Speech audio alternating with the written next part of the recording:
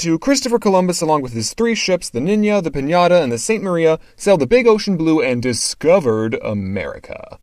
But I mean, there were already people here, and he still called them Indians because he thought, oh, okay, this must be India. People didn't ridicule him because he thought the world was flat. No, they ridiculed him because Chris thought the distance from Asia to Portugal was only 2,400 miles, when in actuality, it was 10,000 miles away, not to mention there was a huge freaking continent between them. It just makes you want to say, boy, were they wrong! And that's the theme of this video. We've come a long way in modern medicine. We have vaccines, and x-rays, and MRI scanners, and we learned to wash our hands before operations because we didn't used to do that before. Boy, were they wrong! Yes, I am going to say that every time. So obviously, with new discoveries in medicine, we'll realize that some of the things we used to do were wrong. No, don't put your baby on its back! It could throw up and choke itself! No, don't put it on its stomach! It can get SIDS! No! Put it on its head.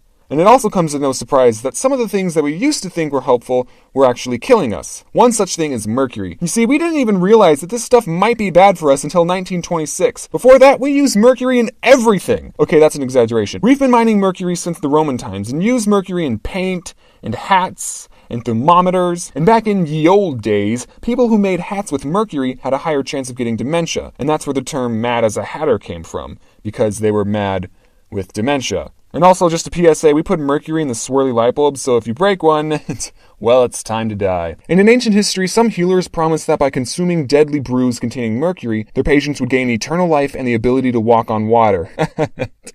No. One of the most famous cases was a Chinese emperor called Qin Shi Huang, who died after ingesting a mercury pill that was supposed to make him immortal. Boy, were they wrong! Also, speaking of ingesting poisonous food, Europeans thought that the tomato was poisonous.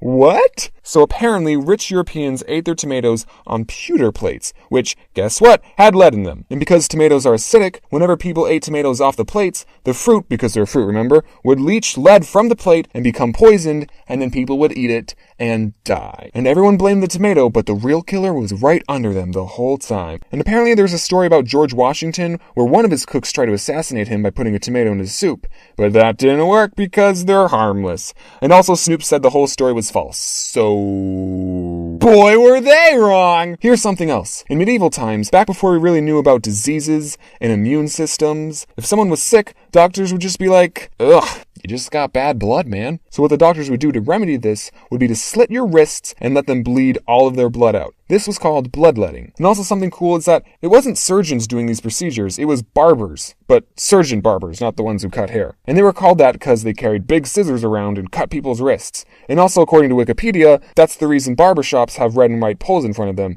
because the red symbolizes blood and the white bandages. Or I could be totally wrong, I'm not doing any more research into it. But back to bloodletting, no, it's incredibly stupid. In fact, our blood has white blood cells in it, which kill viruses, so boy were they wrong! Okay, what else we got? So do you remember in 10th grade chemistry when you had to remember all those elements on the periodic table? And remember how you failed that test and thought, man, if only the periodic table was shorter and had like 4 elements, and those elements were earth, water, fire, and air. Well, if you lived in the BC to early 16th century, you wouldn't have had to take that online chem class because you'd have been right! And apparently Aristotle said that there was a 5th element, aether, which, according to the second Thor movie, is one of the 6 Infinity Stones. And people believed this until this freaking nerd was like, actually there's a bajillion